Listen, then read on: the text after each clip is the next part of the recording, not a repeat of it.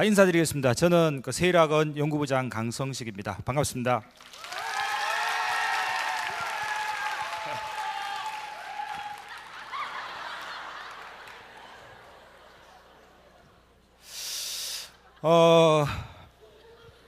제가 한 30분 정도 대입에 대해서 말씀드릴 텐데요. 좀 재밌게 하려고 노력은 하겠지만 좀 어떨지 모르겠습니다. 제가 이 자리에서 되게 오랫동안 입시 설명을 했는데요. 오늘따라 왠지 모르게 좀 더 긴장이 되는 것 같습니다. 예. 자, 여러분 앞에 화면 보이시죠, 그렇죠? 그러니까 사실 이 학교나 학원에서 저희 우리나라에서 대입 전략을 세운 데 있어서 가장 기본이 되는 그렇죠? 그림이 저 그림입니다, 그렇죠? 뭐죠? 서열화입니다, 서열화, 그렇죠? 그러니까 저 서열화만 없다면 사실 전략이고 뭐고 필요가 없겠죠, 그렇죠? 그렇지 않습니까? 그러니까 이 서열화가 가장 큰 문제이면서 현실입니다. 제일 위에 무슨 대학이죠? 서울대학이죠, 그렇죠? 올해 서울대학이 정시에서 군을 바꿨어요. 무슨 군에서 무슨 군으로 바꾸신지 아십니까? 나군이었죠, 원래. 나군이었다가 가군으로 갔죠, 그렇죠? 그러니까 서울대가 나군에서 가군으로 가니까 연대 고대가 어디로 도망갔습니까? 그렇죠? 나군으로 도망갈 수밖에 없죠, 그렇죠? 그러니까 이제 서울대를 정점으로 해가지고 모든 대학이 서열화되어 있는 게 지금 우리나라 입시의 현실입니다. 다음 화면 보시겠습니다.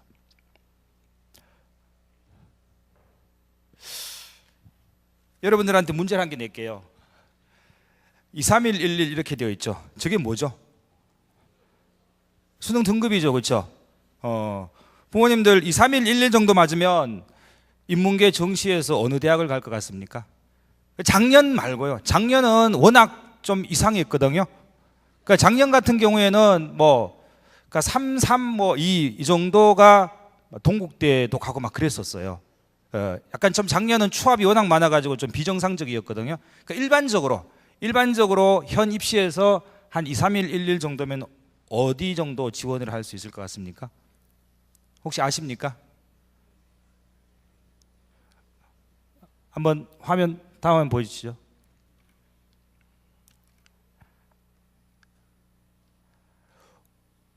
국숭세단이라는 거 들어보셨죠? 저게 우리나라 대학의 서열 이렇게 이름 붙여놓은 데거든요. 스카이, 서성한, 중경외시, 건동홍 이런 말 많이 들어보셨죠? 국숭세단, 광명상가, 한서삼, 그렇죠?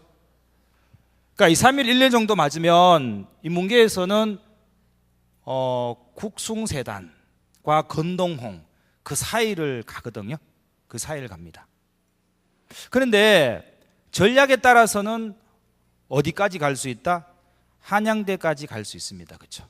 실제로 간 학생입니다. 그러니까 어떻게 갔냐고 말씀드리면 어떻게 갔을 것 같습니까? 그러니까 수시로 간 거죠. 수시로 갔습니다. 그렇죠? 근데 그렇다고 해서 수시만 준비한다고 또 저렇게 가는 건 아니죠. 그렇죠? 그거에 대해서 조금 이따 제가 또 말씀드리겠습니다. 뒷장 한번 보시겠습니다. 화면 넘겨주세요. 넘어갔습니다. 예. 242 이렇게 나옵니다. 이건 자연계거든요. 그러니까 자연계는 좀 문과보다가 인문계보다가 점수를 좀 약간 낮게 받더라도 좀 더 좋은 대학을 지원할 수 있습니다. 그렇죠? 한두 등급 낮아도 일반적으로 좀 더 좋은 대학을 갈 수 있습니다. 그래서 242 정도 되면 뒷화면 보여주시죠. 다음 화면. 한 국민대, 국숭세단 정도 갈 수 있습니다. 이과에서는 상당히 유리하죠, 그렇죠? 그렇습니다. 근데 실제 이 학생이 이화여대를 갔습니다. 사실 이과에서는 수학이 4등급이면 사실 참 쉽지 않죠, 그렇죠? 그런데 이화여대를 갔거든요. 그러니까 이게 어떤 면에서 보면 전략이라는 겁니다, 그렇죠? 다음 화면 보시겠습니다. 자, 이런 부분에 대해서 제가 말씀을 드리겠습니다. 제가 이 그림을 자주 사용하는데요. 여기가 어디신지 아십니까, 부모님들? 학생들은 좀 아는 학생도 좀 있을 것 같은데 어디신지 아십니까 혹시? 우리나라는 아닌 것 같죠? 근데 요즘 우리나라도 저런 데가 좀 있는 것 같습니다. 그렇죠? 남해안 쪽으로 가면 저런 거 비슷한 거 좀 있는 것 같습니다. 우리나라는 아닙니다. 그렇죠? 다음 한번 보시겠습니다. 힌트 좀 더 드리겠습니다. 어디입니까? 네덜란드죠. 그렇죠? 맞습니다. 그렇죠? 그렇지만 틀렸습니다. 일본입니다. 일본. 그렇죠? 그렇죠? 일본이라고 답한 학생은 삼수한 학생입니다. 그렇죠? 제가 작년 요 그림을 사용했거든요.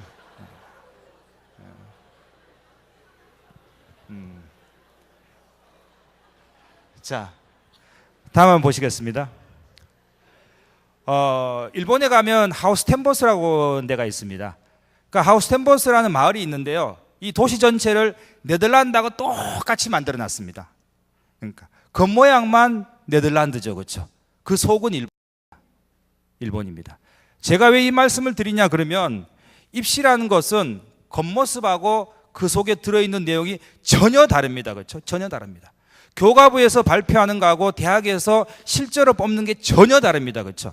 그리고 또 입시 기관별로 해석하는 게 너무나 다릅니다. 그렇죠? 각각의 이해관계에 따라 다 다르게 해석 가능한 게 입시죠. 그렇죠?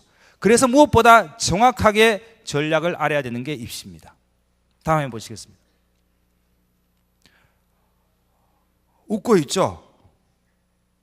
괜히 막 머리 쓰지 마시고요. 웃고 있죠. 그렇죠? 웃고 있죠. 우리에게 미소 짓고 있습니다. 그러나 이럴 줄은 꿈에도 몰랐죠. 그렇죠?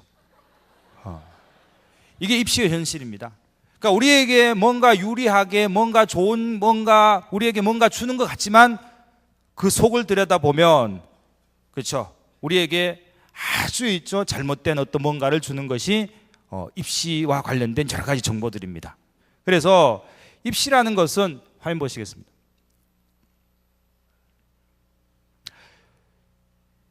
정확한 정보를 얻기 위해서 유연하고 창의적인 좀 사고가 있어야 됩니다. 그러니까 열린 마음, 그렇죠? 유연하고 창의적인 그러한 좀 사고를 하셔야 됩니다. 그러니까 틀에 박힌 그러한 어떤 생각을 하시면 안 됩니다. 그렇죠? 혹 부모님들도 보시면 부모님이 학교 다닐 때 그러한 생각을 갖고 지금 입시를 접근한 학생도 있고 또 학생들도 잘못된 정보를 고치려 하지 않고 그냥 그것을 계속 쭉 갖고 가는 학생들이 있습니다. 그렇죠? 그리고 또 스스로 찾아야 됩니다. 그렇죠? 남이 찾아주는 게 아니에요. 스스로 찾아야 됩니다. 그리고 또 적극적으로 자기 스스로 만들어 가야 됩니다. 이게 입시거든요. 이게 전략입니다. 그 연습을 한번 해보겠습니다. 연습을 화면 보시겠습니다.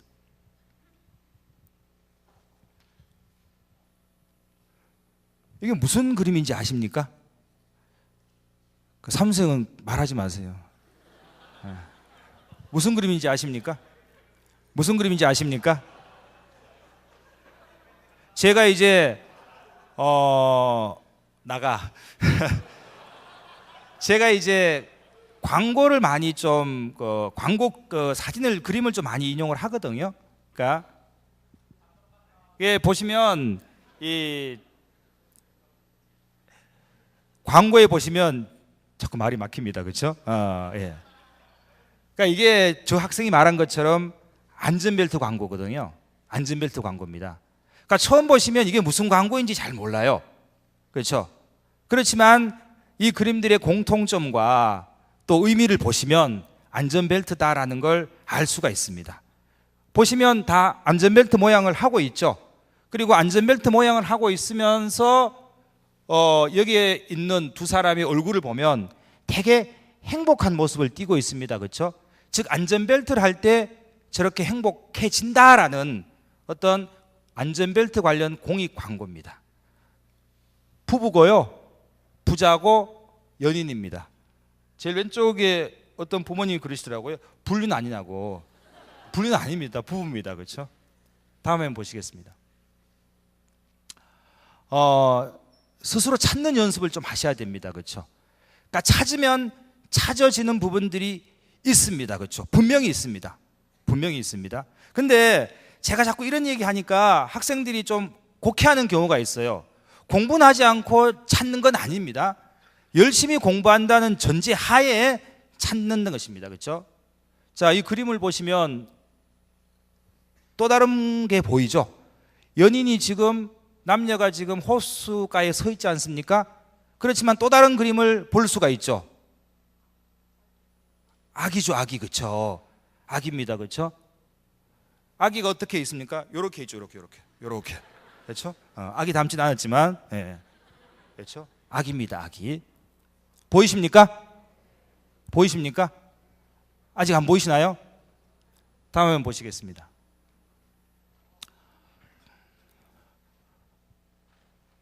이쪽에 어항에 물고기가 있죠. 물고기가 있죠. 저 물고기를 왼쪽 어항에 집어넣으실 수 있는 분 계십니까? 어떻게 하면 집어넣을 수 있죠? 어떻게 하면 오른쪽에 있는, 이쪽에 있는 물고기를 이쪽으로 옮길 수가 있죠? 어떻게? 콜럼버스 달걀인가요?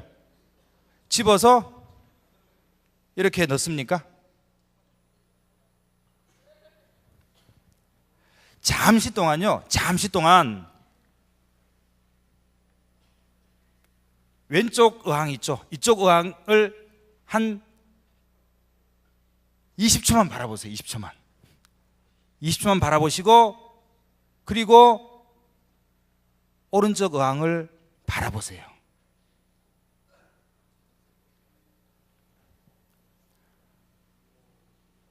물고기가 오른쪽 어항에 들어가 있죠. 그렇죠? 예. 그러니까 입시란 건 이렇게 스스로 적극적으로 만들어 가야 됩니다. 누가 만들어주는 것도 아니고요. 본인이 스스로 자기에게 가장 유리한 전략을 만들어 가야 됩니다. 자, 다음 보시겠습니다. 2015학년도 입시가 많이 바뀌었다고 말합니다. 근데 실제로 보면 바뀐 게 별로 없습니다. 그렇죠? 바뀐 게 별로 없습니다. 자, 뭐가 바뀌었고 뭐가 안 바뀌었는지 한번 보도록 하겠습니다. 화면 보시겠습니다. 다음 화면 보시겠습니다. 오늘따라 화면이 잘 안 넘어가네요. 예. 다음 화면 보시겠습니다.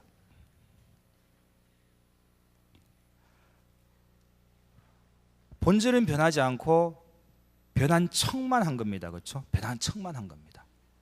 그 이유를 한번 살펴보도록 하겠습니다. 뒷장 보시겠습니다.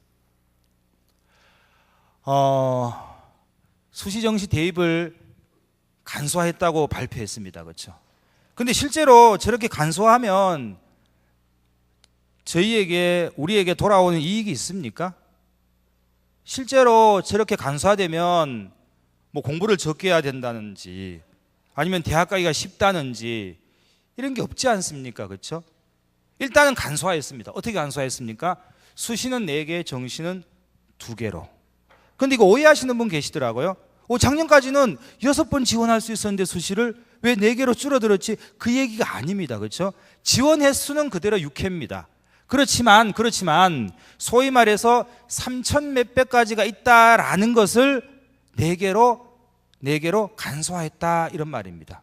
그 4개가 뭐냐 그러면 학생부 중에 학생부 교과 성적만으로 뽑는 것 하나, 그리고 작년까지 입사제로 있었던 것을 바꾸어 가지고 학생부 종합전형이라고 그러죠. 학생부 교과 비교과를 같이 보는 학생부 종합전형, 구입사제죠. 이렇게 해서 또 하나는 논술 중심의 대학별고사 하나, 그리고 또 하나는 실기죠. 실기. 이 실기는 예체능 학생들을 위한 거죠. 그렇죠? 이렇게 해서 수시는 크게 4가지다, 이렇게 간소화했다고 합니다. 근데 와닿지가 않죠. 그렇죠? 와닿지가 않습니다. 실제로 왜 와닿지가 않냐 그러면 수천 가지의 입시가 있더라도 그 중에서 우리가 선택할 수 있는 것은 거의 없었죠. 거의 없었습니다. 그렇죠? 그렇기 때문에 간소화했다 하더라도 저희에게 뭐 체감적으로 이렇게 느껴지는 게 전혀 없습니다. 그렇죠? 정시는 수능 위주가 있고 뭐가 있습니까? 실기 위주가 있습니다. 이 실기라는 것은 예체능계를 위한 거죠. 그렇죠? 그래서 정시에서는 대학별 고사 이런 것들을 다 지금 폐지했습니다.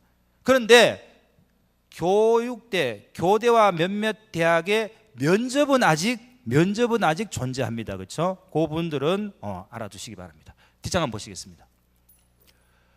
수시 모집 인원을 감소시켰다고 합니다. 수시 모집 인원을 감소시켰다고 합니다.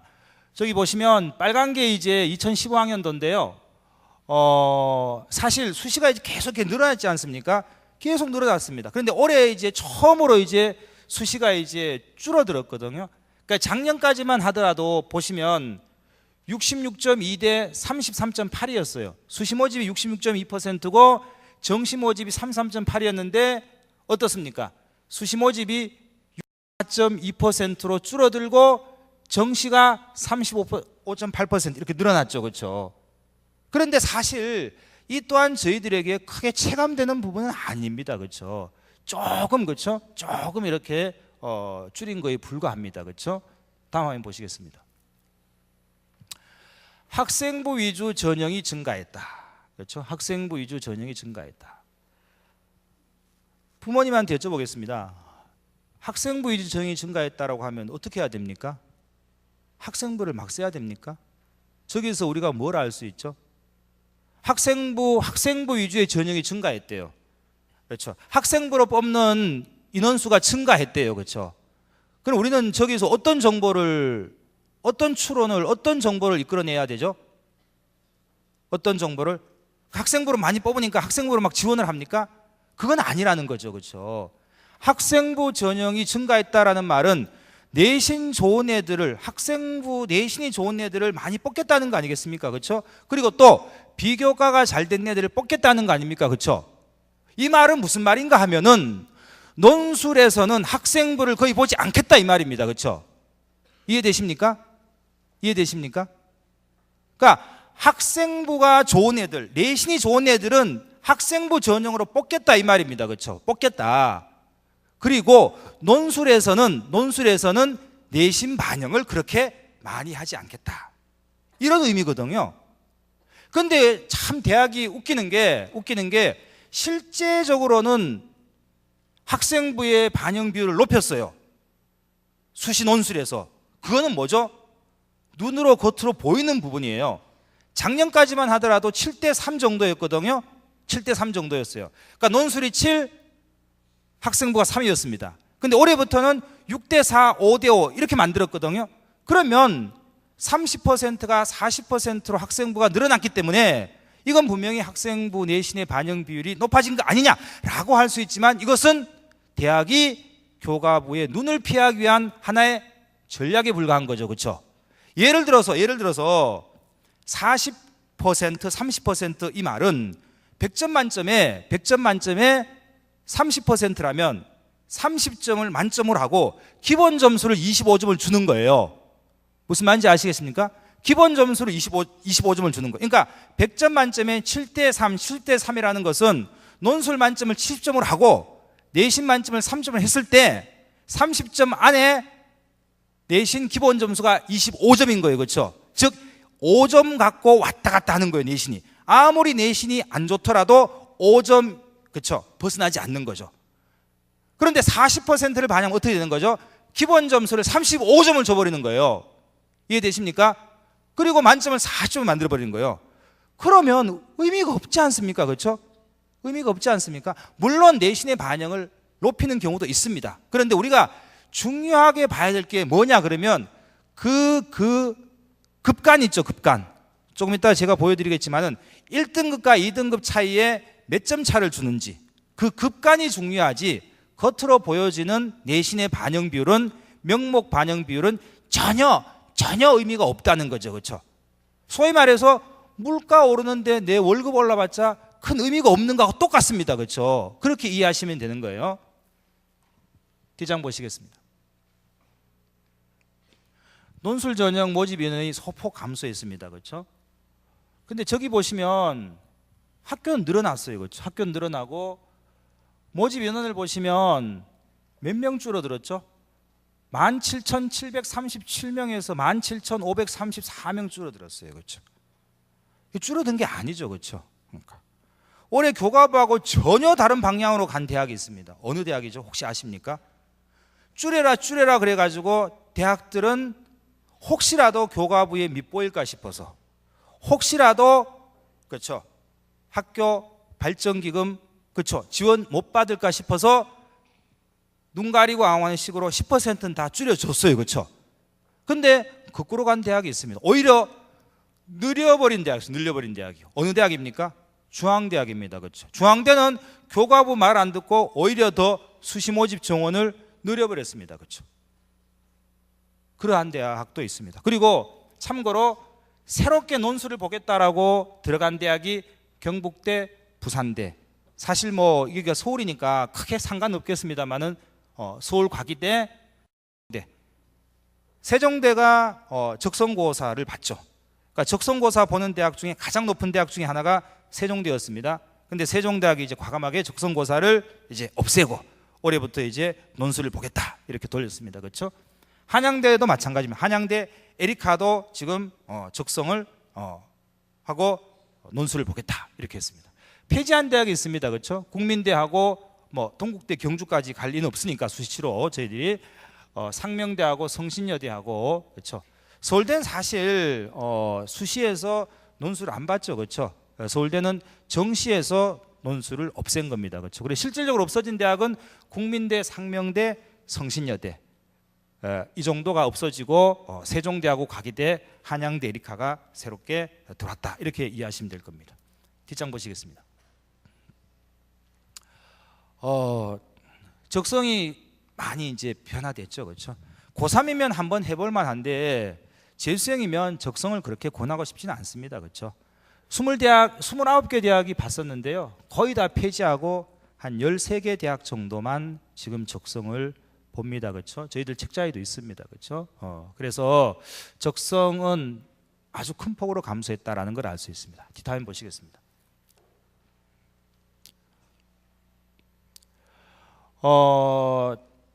그 다음에 이제 우선 선발 금지 및 최저 학력 기준 완화인데요. 참 이것도 보면 좀 재미있는 면이 있습니다. 그렇죠? 작년까지만 하더라도 수시에서 우선 선발 제도라는 게 있었습니다. 예. 부모님들 저기 책자에 있죠. 책자국이 좀 잠깐 그렇죠? 보시면 35쪽 있죠. 35쪽 있습니다. 35쪽. 그렇죠? 그러니까 35쪽 보시면 수능 최저 학력 기준이라고 이렇게 되어 있습니다. 그렇죠? 수시 이렇게 쭉 이렇게 되어 있죠. 그렇죠? 수시에서 우선 선발은 뭐였냐 그러면 수시는 이제 논술 전형에서 논술로 모든 걸 다 뽑아야 되는데 수능이 좋은 애들을 미리 뽑는 거죠. 그렇죠? 수능이 좋은 애들을 미리 뽑는 겁니다. 그러다 보니까 수시가 수시 논술 전형에 의해서가 아니라 수능에 의해서 좌우된다 라고 해서 이제 올해부터는 그걸 금지시켰거든요. 그래서 이제 우선 선발을 금지시켰습니다. 근데 사실 이 우선 선발을 보면 너무 높았죠. 그렇죠? 너무 높았습니다. 연대 같은 경우에는 1등급이 3개여야 되죠. 그렇죠? 1등급이 3개여야 되고 그러다가 또 어떻게 바뀌었습니까? 국영수, 언수의 합 4 뭐 이런 식으로 이제 112 이 정도 맞아야 우선 선발 대상자가 될 수 있도록 이렇게 만들었었죠. 그렇죠? 그리고 또 뭘 뒀습니까? 최저 학력 기준이라는 걸 뒀죠. 그러니까 부모님들이 잘 이제 이해를 잘 못하신 것 같은데 그러니까 논술 시험을 치면 그냥 논술 시험에 합격했다고 해서 대학 가는 게 아니라 또 수능이 있거든요. 수능이 있어요. 즉 다시 말해서 논술에서 아무리 논술을 잘 보더라도 수능의 최저학력 기준을 맞추지 못하면 떨어지는 거거든요. 그게 이제 최저학력 기준이에요. 최저학력 기준이거든요. 그럼 우선 선발은 뭐냐 그러면 우선 선발은 최저학력 기준보다 훨씬 높여놓고 이 조건을 맞추면 논술 보지 않고 논술 시험 봤지만 그거 먼저 뽑아주겠다 이런 제도거든요. 이런 제도입니다. 그렇죠? 그러다 보니까 이제 우선 선발 같은 경우는 되게 수능의 그 등급이 되게 높았습니다. 그렇죠? 그리고 최저는 약간 좀 그보단 낮겠죠. 낮습니다. 그렇죠? 낮습니다. 그래서 대학이 이제 교과부에서 어떤 얘기를 했냐 그러면 우선 선발이 너무 수능으로 이제 치우쳐지니까 그걸 없애라 하니까 대학들이 어떻게 했습니까? 그냥 일반 수능 최저를 은근슬쩍 어떻게 했습니까? 올려버렸어요. 그렇죠? 올려버렸습니다. 그렇죠? 그걸 그대로 두지 않고. 그래서 저기 보시면 최저학력 기준을 완화했다 이렇게 막 발표를 했거든요. 근데 저거는 뭐냐 그러면 우선 선발에 비해서 최저학력 기준이 완화된 거지 일반 선발로 봤을 때 최저학력은 오히려 어떻게 된 겁니까? 강화된 겁니다. 그렇죠? 우선과 기존의 최저의 중간 정도로 최저가 설정이 됐거든요. 설정이 됐습니다. 그렇죠? 이제 그게 좀 달라진 부분인데 겉으로 보기에는 좀 우리가 오해할 소지가 충분히 많은 겁니다. 그렇죠? 자, 뒷장 한번 보시겠습니다. 그 외에는 이제 수시 11월 접수가 폐지됐습니다. 그러니까 이제 올해부터는 11월 달에 원서를 써야겠다라는 생각을 버려야 됩니다. 그렇죠? 작년까지만 하더라도 수능 딱 끝나고 원서를 받는 대학들이 있었어요. 왜냐 그러면 수능 망친 학생들을 좀 좋은 학생들을 뽑기 위해서 수능 끝나고 난 뒤에 이제 원서 접수를 받았거든요. 올해는 아예 전혀 그게 없었습니다. 그래서 수시는 무조건 9월에 원서가 마감됩니다. 그렇죠? 그래서 수능 끝나고 수시 원서 쓰는 건 아예 없습니다. 그렇죠? 그거 주의하셔야 됩니다. 그리고 뭐 수능형 AB형 폐지된 건 다 아실 겁니다. 그렇죠? EBS 연계는 계속 유지되는데요. 주의할 게 있습니다. 그건 좀 이따가 말씀드리겠습니다. 그리고 정시 군 분할 모집을 군 분할을 금지시켰습니다. 그러니까 정시에 보면 가군, 나군, 다군이라는 게 있거든요. 그러니까 가군, 나군, 다군이 있습니다. 그래서 어떤 A라는 대학이 있으면 나는 가군에서 학생들을 뽑겠다. 그러면 이제 가군으로 가는 거예요. 나군에서 뽑겠다, 나군으로 가는 거거든요. 그런데 각 대학들이 한 군이 아니라 그냥 좋은 학생들을 뽑기 위해서 가군의 찔끔, 나군의 찔끔, 다군의 찔끔 다 뽑는 거죠. 그렇죠? 그러다 보니까 문제가 있다. 왜? 아니 몇 명 되지 않는 애들을 그런 식으로 다 찢어서 뽑으면 학생들한테 피해를 주는 것이 아니냐 해서 이제 한 군에서만 뽑아라 이렇게 말했거든요. 그래서 이제 올해부터는 한 군에서만 뽑아야 됩니다. 그렇죠? 한 군에서만. 그런데 예외가 있습니다. 모집 정원이 200명 이상인 과 있죠. 과는 2개로 분할해서 모집할 수는 있습니다. 특히 경영학과라든가 그런 학과가 되겠죠. 그렇죠? 이런 학과들에서는 예외적으로 이제 2개 군으로 나누어서 분할 모집을 할 수 있도록 했습니다. 그렇죠? 다음 보시겠습니다. 그럼 어떻게 해야 됩니까? 다음 보시겠습니다. 작년 학생은 아니고요. 재작년 학생입니다. 그렇죠? 제가 예를 들기 위해서 나왔습니다. 131을 맞았습니다. 그렇죠? 131을 맞았습니다. 또 다시 한번 문제 한번 내겠습니다. 그렇죠? 어느 대학을 갈 수 있습니까? 정시로? 어느 대학을 갈 수 있습니까? 어느 대학을 갈 수 있습니까? 상당히 애매하죠. 그렇죠? 애매합니다. 그렇죠? 그러니까 수학이 3등급이다 보니까 상당히 그렇게 좋은 대학은 갈 수가 없을 것 같죠. 그렇죠? 없을 것 같습니다. 그렇죠? 다음 한번 보시겠습니다. 결과는 연대 경영을 갔습니다. 그렇죠? 다음 한번 보시겠습니다. 이 학생이 우선 선발도 안 돼요. 그렇죠? 왜냐 그러면 재작년까지 하더라도 연대는 우선 선발 기준이 111이죠. 그렇죠? 111입니다. 그래서 수학이 3이기 때문에 111이 안 되죠. 그렇죠? 그래서 우선 선발도 안 됩니다. 이 학생이 고대도 썼어요. 고대도 됐습니다. 이 학생이. 그렇죠? 고대 됐습니다. 근데 고대도 우선 선발이 안 되어요. 왜냐 그러면 고대는 그때까지 하더라도 수학을 포함해서 1등급 2개거든요. 수학을 포함해서 1등급 2개. 뭐 이런 식이라는 거죠. 그렇죠? 고대는 경영을 안 썼습니다. 다른 과를 썼습니다. 피해 나가기 위해서. 우리가 보통 이제 전략이라는 것은 만약에 이제 하나가 1등급을 못 맞았을 경우에는 다른 데를 써야 되는 부분들이 있거든요. 그래서 고대는 1등급 2개였지만 경영, 자전, 전경에 1등급 2개였지만 수학을 반드시 포함한 1등급 2개였거든요. 근데 이 학생은 다 안 돼요. 그렇죠? 다 안 돼요.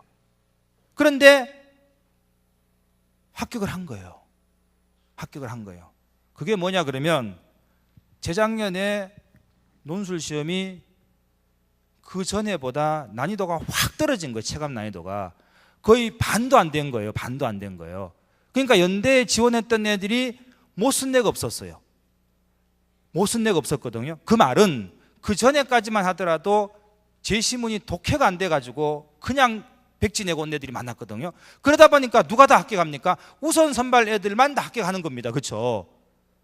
그런데 너무 난이도 시키다 보니까 누구나 다 쓰는 겁니다. 도토리 키재기죠. 그렇죠? 이때 이 학생이 내신이 1.2입니다. 그렇죠? 우선은 내신 반영이 거의 없어요. 잘. 그런데 일반은 그보다는 좀 있거든요. 그러니까 얘는 일반 선발로 떨어진 게 자기한테 오히려 유리했던 거죠. 그렇죠? 그렇죠? 그래서 이 학생은 논술 난이도가 떨어지면서 자기가 내신이 좋았던, 그렇죠? 좋았던 게 상당히 유리하게 작용을 한 겁니다. 그렇죠? 근데 또 그 다음엔 좀 달라진 거예요. 왜? 난이도가 떨어졌기 때문에 애들이 딱 또 적응을 하는 거예요. 그렇죠? 다음 한번 보시겠습니다. 그래서 좀 제도를 적극적으로 좀 활용하시라 이런 말씀을 좀 드리고 싶거든요. 뒷장 보시겠습니다. 좀 빨리 진행하겠습니다. 6+3은 9죠. 이게 뭡니까? 학생들이 대학을 지원할 때 9개를 다 할 수 있습니다. 그렇죠? 9개. 수시 6개 정시 가나다군 있죠. 3개에서 9개를 지원할 수가 있거든. 9개를 지원할 수 있습니다. 고3들이 왜 대학을 못 가는지 아십니까? 왜? 그러면 한번 보십시오. 9개 중에 6, 3 중에 뭐가 더 중요합니까? 3이 훨씬 더 중요합니다. 그렇죠? 3이 훨씬 더 중요해요. 그러니까 수능이 없는 수시는 의미가 없어요. 3이지만 이 3이 훨씬 더 중요한 거거든요. 그런데 고3들은 다 3은 도예시하고 뭡니까? 저 6만 바라보기 때문에 대학을 못 가는 거예요. 대학을 못 가는 거거든요. 그래서 우리들은 9개를 다 활용하자는 거죠. 그렇죠? 9개를 다 활용하자는 거죠. 9개를.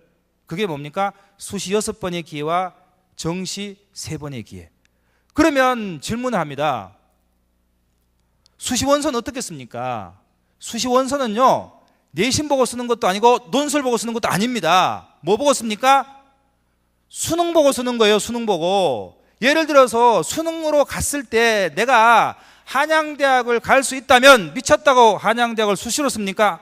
맞지 않습니까? 한양대를 포함해서 그 위를 쓰는 게 수시죠. 내신이 뭐가 의미가 있습니까? 그렇죠? 무슨 말인지 아시겠습니까? 예를 들어 내가 정시로 국민대학을 갈 수 있는데 수시로 왜 국민대학을 씁니까?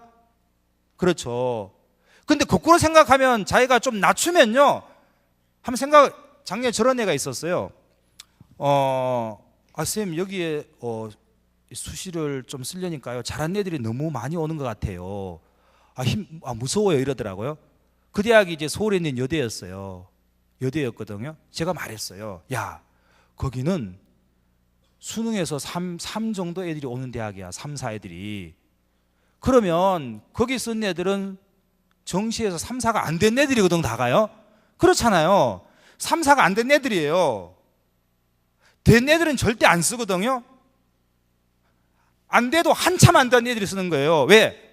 6월 모의고사 치고 7월, 8월, 9월까지는 아직 희망이 있거든요. 그렇기 때문에 절대 안 낮췄습니다. 그렇죠?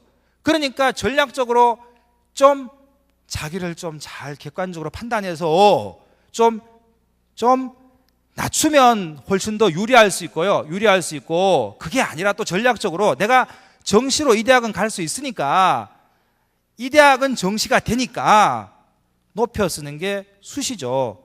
그러니까 모든 기준은 뭡니까? 수능입니다. 수능. 그렇죠? 수능이 기준입니다. 수능이 수능이 기준입니다. 그렇죠? 다음 보시겠습니다. 다음 보시겠습니다. 그래서 전략은요, 수시만의 전략은 없습니다. 정시만의 전략은 어떻습니까? 기회를 많이 잃습니다. 그렇죠? 잃습니다. 그래서 수시하고 정시를 적절하게 활용을 하셔야 됩니다. 그렇죠? 하셔야 됩니다. 그게 올바른 전략입니다. 뒷장 보시겠습니다. 이 용어는 뭐 생략하도록 하겠습니다. 그렇죠? 시간 관계상 뒷장 보시겠습니다. 뒷장 보시겠습니다.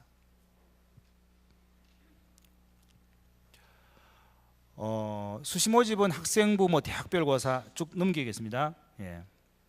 뒷장 보시겠습니다. 예.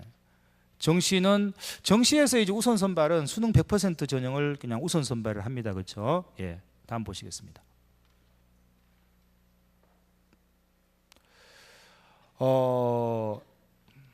학생부 전형은요, 자기 학생부가 1.9 안에 들어오지 않으면 쓸 생각을 아예 하지 마세요. 그런데 1.9더라도요 좋은 대학을 갈 수가 없어요. 왜냐 그러면 한 국민대 정도거든요. 근데 학생들이 1.89로 국민대를 만족하지를 않아요. 그렇기 때문에 너무 괴리감이 심한 거죠. 내가 전교권인데 내가 학생부로 1.9 국민대를 쓴다? 이러진 않거든요. 그렇다고 해서 입사제를 쓰려 한다, 학생부 종합정을 쓰려 한다 하면 너무 많은 어떤 그런 것들이 필요하거든요. 그렇죠? 그래서 학생부는 그냥 안 하는 게 낫습니다. 그렇죠? 잊어버리세요. 그렇죠? 다음 장 보시겠습니다. 다음 장 보시겠습니다. 논술은 보통 1.1에서 4점대까지 다 씁니다. 그렇죠? 4점대까지 다 씁니다. 그리고 올해는 또 우선 선발이 없습니다. 쉽게 말해서 이제 논술로 이제 진검승부를 하는 겁니다. 그렇죠? 논술로 진검승부를 하는 거거든요. 선생님 아까 전에 내신은요? 다음 보시겠습니다. 뒷장 보시겠습니다. 하나 예를 갖고 왔거든요. 연세대가 1등급을 20점을 줘요. 2등급은 19.8을 줘요. 3등급은 19.6을 줘요. 4등급은 19.4를 줘요. 5등급은 19.1을 줘요. 6등급은 19점을 줘요. 이게 뭐 점수 깎는 겁니까? 그렇죠. 서강대가 1등급 100점 줘요. 2등급 100점 줘요. 3등급 99.8 줘요. 4등급 99.6 줘요. 그래서 이제까지 있잖아요. 내신 때문에 떨어졌다는 말은 다 거짓말이에요. 수능이 안 됐거나 논술을 아예 그냥 그리고 나온 거예요. 진짜입니다. 아예 그리고 나온 거예요. 그러니까 하려면 제대로 해야 되는데 안 하는 거죠. 그렇죠? 안 하는 겁니다. 안 하는 거죠. 그렇죠? 그러니까 시간 없다고 안 하고 뭐 그럽니다. 그렇죠? 시간 없어 공부 못하는 사람 없습니다. 예. 다음 장 보시겠습니다. 그래서 아까 전에 제가 말씀드렸던 게 비율이 중요한 게 아니라 30%, 40% 그게 중요한 게 아니라 급간 격차를 얼마나 두냐는 거거든요. 보통 대학들은요 1에서 4, 5까지는 그냥 내신 똑같다가 봐요. 일반적으로. 그중에 진짜 좋은 내신은 아까 뭐라 그랬죠? 학생부 저는 뽑겠다는 거거든요. 그 외에 2, 3은 다 똑같다고 보는 거예요. 그게 뭐가 차이가 있겠습니까? 그렇죠? 오히려 차라리 그런 애들은 뭐죠? 수능으로 뽑겠다는 거예요. 그냥. 그런데 혹시라도 1에서 4, 5 사이에 진짜 똑똑한 애들이 있으면 그거 논술을 뽑겠다는 거거든요. 그렇기 때문에 급간 점수 차가 되게 중요합니다. 그렇죠? 적성은 4에서 6이 하는데요. 이거는 재수생은 좀 할 게 못 됩니다. 그렇죠? 어떻게 보면 좀 애벨입니다. 그렇죠? 예. 뒷장 보시겠습니다. 이렇게 할 수밖에 없습니다. 그렇죠? 수시를 한다면 논술을 할 수밖에 없습니다. 그렇죠? 어쩔 수 없는 선택입니다. 논술이요 너무너무 쉬워졌습니다. 그렇죠? 너무너무 쉬워졌습니다. 교과 과정에서 나옵니다. 독해 안 되는 거 없습니다. 그렇죠? 교과 과정에서 다 나옵니다. 그런데 못 쓰죠. 그렇죠? 못 씁니다. 그렇죠? 왜 못 쓰는지 아세요? 한 번도 안 써보니까 못 씁니다. 그렇죠? 한 번도 안 써보면 못 씁니다. 진짜 저하고 똑같아요. 어머님들, 부모님들, 나 화장실 다녀올게.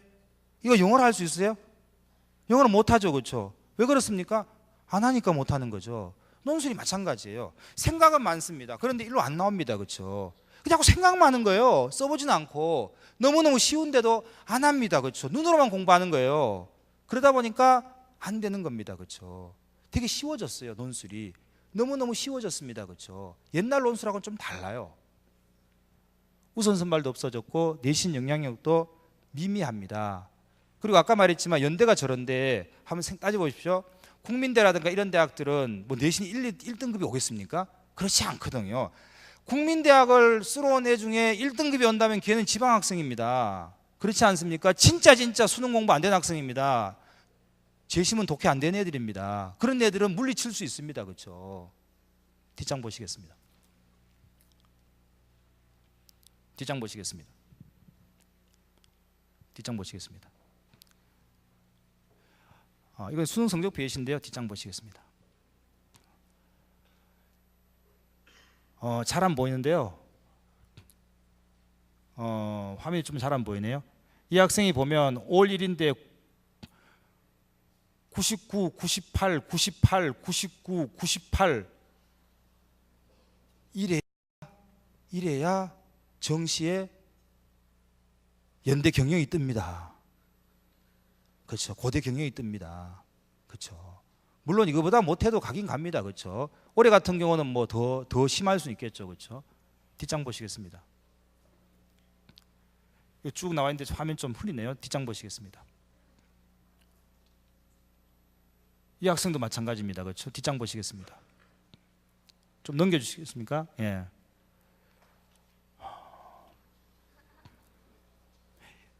이 학생은 112 1거든요. 111인데 이 학생을 집어넣으면요, 연대, 고대 낮은 과 나와요. 아주 낮은 과 나오거든요. 안 되는 과도 많고 그렇죠. 그러니까 근데 갔어요, 그렇죠. 연대 경영이 됐습니다, 그렇죠. 수시로 된 거예요, 그렇죠. 그러니까 제가 말씀드리고 싶은 건 뭐냐 그러면 즐겁게 수능 공부하자는 거죠, 그렇죠. 수능 성적을 최대한 올리는 겁니다. 최대한 올리고 거기다가 뭐죠? 수시 논술 공부 좀 한다면 아주 좋은 결과를 얻을 수 있습니다. 그렇죠? 다음 보시겠습니다. 다음 보시겠습니다. 다음 보시겠습니다. 다음 보시겠습니다. 좀 화면이 흐려가지고 요거는 좀 넘어가야겠습니다. 그렇죠? 뒷장 쭉 보시겠습니다. 예, 넘기겠습니다. 예, 예. 쭉 넘겨주세요. 예, 예. 제가 뭐 말하고자 하는 의도는 다 알 겁니다. 42443인데요. 이 학생은 처음부터 겁을 먹었어요. 그래서 한국 외대 스페인 통번역을 쓴 거예요. 글로벌 캠퍼스거든요. 근데 한국 외대 글로벌 캠퍼스 스페인 통번역은요, 어떻게 보면 국민대보다 훨씬 높아요. 지금요. 정시로 가자면. 근데 이 학생은 그냥 수시로 쓴 거예요. 자기가 그냥 너무 힘들 것 같다, 정시가. 그렇죠? 정시 공부하지만 겁나는 거예요. 그렇죠? 겁나는 거예요. 424, 43을 맞았다면 쉽지 않은 거죠. 그렇죠? 인솔이 쉽지 않은 거죠. 그렇죠? 그래서 뒷장 보시겠습니다. 그래서 한국에 이제 스페인 통번역을 갔거든요. 그렇죠? 뭐 이런 경우도 있습니다. 뒷장 보시겠습니다. 수능 EBS 70% 연계는 제가 잠깐만 좀 뒷장 보시겠습니다. EBS가 뭐냐 그러면요, 제가 한 2, 3분만 더 설명을 하겠습니다. 이 그림을 보여주는 거예요. 이게 뭡니까? 이렇게 묻는 거예요. 이게 EBS예요. 그렇지? EBS예요. 이게 뭐죠? 무슨 광고입니까? 무슨 광고입니까? 이거 아디다스 광고예요. 아디다스 광고. 이해되시죠? 아디다스 광고라고 이렇게 가르쳐 주는 거예요. 즉 다시 말해서 EBS 70% 연계란 말은 이런 말이에요. 가르쳐 주는 거예요. 첫 해도 이렇게 그래서 다음 보시겠습니다. 이거 뭐니? 이렇게 묻는 거예요. 당연하죠. 아디다스죠. 그렇죠? 그러니까 EBS 그대로 공부하면 그대로 나왔다는 거죠. 그렇죠? 첫 해는. 다음 보시겠습니다. 이거 뭐냐? 또 아디다스예요. 그렇죠? 이거 아디다스잖아요. 그렇죠? 별로 응용을 안 해요. 그렇죠? 그냥 EBS 있는 거 그대로 암기해서 풀면 돼요. 근데 이제 작년 올해부터는 달라졌다는 거예요. 보시겠습니다. 이게 뭐냐는 거예요. 그렇죠? 더 이상 안 되거든요. 안 되거든요. 이거 어떻게 할 겁니까? 그렇죠? 이거 결혼정보업체 광고거든요. 뒷장 보시겠습니다. 시간 관계상 이게 또 뭐냐는 거죠, 그렇죠? EBS를 바탕으로 뭔가를 끌어내야 되는 그러한 단계까지 왔습니다, 지금 그렇죠? 그러니까 70% 연계가 별로 의미가 없는 거예요, 지금. 그렇다고 또 EBS를 안 가지고 공부할 수도 없는 상황이에요, 그렇죠? 야가 가는 거죠, 그렇죠? 이제 출제자들도 이거는 택배 광고예요, 택배 광고. 아이스크림도 배달한다는 거예요. 빠르고 그렇죠, 녹지 않게 그렇죠? 뒷장 보시겠습니다. 이거는 또 뭐냐는 거예요, 그렇죠? 세제 광고거든요. 그렇죠. 산타크로스 할아버지가 그렇죠. 전날 있잖아요. 해야 되는데 너무 강력한 세제 때문에 물 빠져가 고민하는 거예요. 빨간색이에요. 뒷장 보시겠습니다. 이건 또 뭐냐는 거예요, 그렇죠? 이거 뭐겠습니까? 수제화거든요. 그렇죠. 손으로 만든 신발이라는 거예요, 그렇죠? 이렇게까지 나갑니다, 그렇죠? 다음 보시겠습니다. 이건 또 뭐냐는 거죠. 이 마지막입니다, 그렇죠? 최고난도 EBS입니다, 그렇죠? LCD TV입니다, 그렇죠? 빠뜨렸어요. 너무 뭐야 이렇게 그렇죠? 뒷장 보시겠습니다. 그래서 자전거에 대한 지식을 익히지 말고 자전거 타는 훈련을 해야 됩니다, 그렇죠? 훈련을 해야 됩니다. EBS 갖고 암기하면 안 됩니다. 고3은 다 암기해요. 그리고 또 지금 학생들 중에도 EBS의 내용을 공부하고 문제 풀고 하면 안 됩니다, 그렇죠? 안 됩니다. 훈련하셔야 됩니다, 그렇죠? 뒷장 보시겠습니다.